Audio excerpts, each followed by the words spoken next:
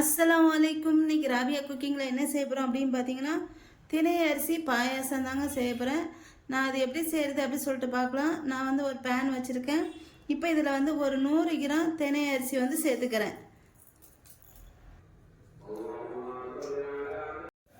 இப்போ இதை நான் வந்து நல்லா வறுத்து எடுத்துக்கிறேன். இப்போ மீடியம் ஃப்ளேமில் வச்சு வறுத்துக்காங்க. இதை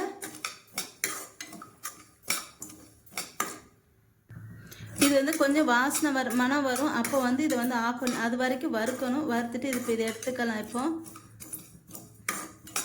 இப்போ இதை வறுத்தாச்சு. இப்போ இது எல்லாத்தையும் எடுத்துடலாம். இப்போ நான் வந்து இந்த பாயசத்தை வந்து முதல்ல தாளித்து எடுத்து வச்சுக்கிறேன். நான் வந்து இப்போ கொஞ்சம் ஒரு 2 ஸ்பூன் நெய் வந்து ஊற்றிக்கிறேன். ஊற்றிட்டு நான் வந்து கொஞ்சம் ட்ரை ஃப்ரூட்ஸ் எல்லாம் போட்டு தாளிக்கிறேன். உங்களுக்கு நீங்கள் வேணால் வெறும் முந்திரி திராட்சை மட்டும் போட்டு தாளிச்சுக்கோங்க. இப்போ என்னென்ன போடுறேன்னு பார்க்கலாம். இந்த மாதிரி சீவி எடுத்துருக்கேன். தேங்காய் வந்து கொஞ்சமாக ஒரு அரை கைப்பிடி போட்டுக்கிறேன். லோ ஃப்ளேமில் வச்சுக்கோங்க.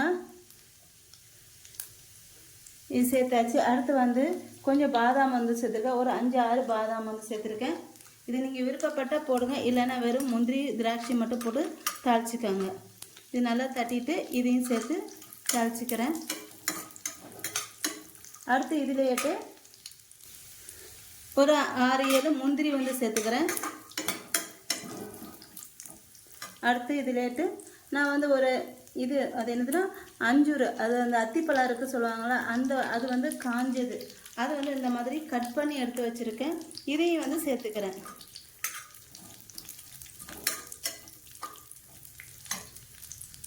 அடுத்து இதிலேட்டு ஒரு 4 பேரிச்சம்பழம் வந்து சின்ன சின்னதாக கட் பண்ணியிருக்கேன். அதையும் சேர்த்துக்கிறேன். அடுத்து கொஞ்சமாக திராட்சை சேர்த்துக்கிறேன். காஞ்ச திராட்சை சேர்த்துட்டு எல்லாத்தையும் நல்லா வறுத்துக்கணும். வறுத்துட்டு இதை தனியாக எடுத்து வச்சுக்கலாம். இப்போ இதெல்லாம் இந்த மாதிரி வறுத்ததுக்கப்புறம் இதை எடுத்து வச்சிடலாம். இப்போ இந்த தினையை வந்து நல்லா கழுவிட்டு இப்போ இதை ஒரு குக்கரில் சேர்த்துக்கிறேன். குக்கரில் சேர்த்துட்டு இது வந்து ஒரு கிளாஸ் தினைனா 4 கிளாஸ் தண்ணி ஊற்றி இதை வந்து வேக வச்சு எடுத்துக்கலாம்.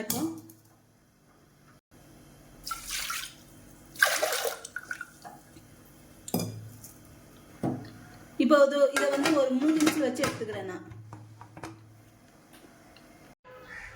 இப்போ நான் வந்து ஒரு 1/4 கிலோ நாட்டு வெல்லம் எடுத்திருக்கேன்.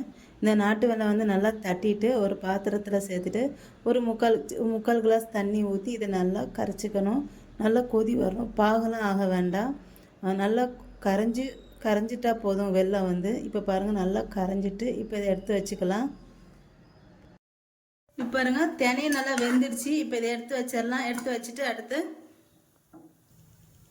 பால் வந்து நான் எடுத்து வச்சுருக்கேன். இந்த பால் வந்து நான் வந்து ஒரு 3/4 லிட்டர் வந்து எடுத்திருக்கேன். இந்த பால் வந்து இப்போ நல்லா கொதி வரணும்.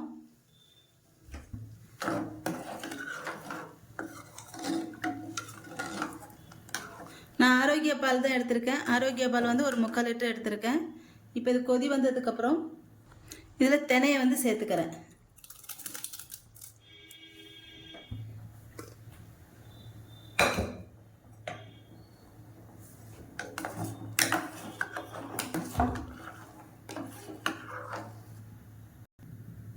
பாயசம் வந்து கொதி வந்துருச்சு. இப்போ இதில் நான் வந்து ஏலக்காய் தூள் ஒரு 4 ஏலக்காய் பொடி பண்ணி வச்சுருக்கேன். அதை வந்து சேர்த்துக்கிறேன்.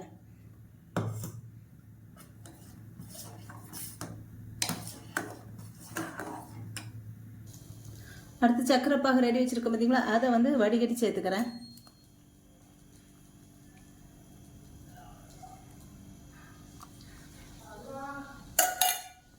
வெள்ளம் ஊற்றுனதுக்கப்புறம் ஒரு கொதி வந்தோடனேட்டு பாயசத்தை வந்து இறக்கிடணும். இப்போ பாயசத்தை வந்து இறக்கியாச்சு. இப்போ இதில் தாளித்து வச்சுருக்கிறது எல்லாத்தையும் இதை கொட்டிக்கிறேன்.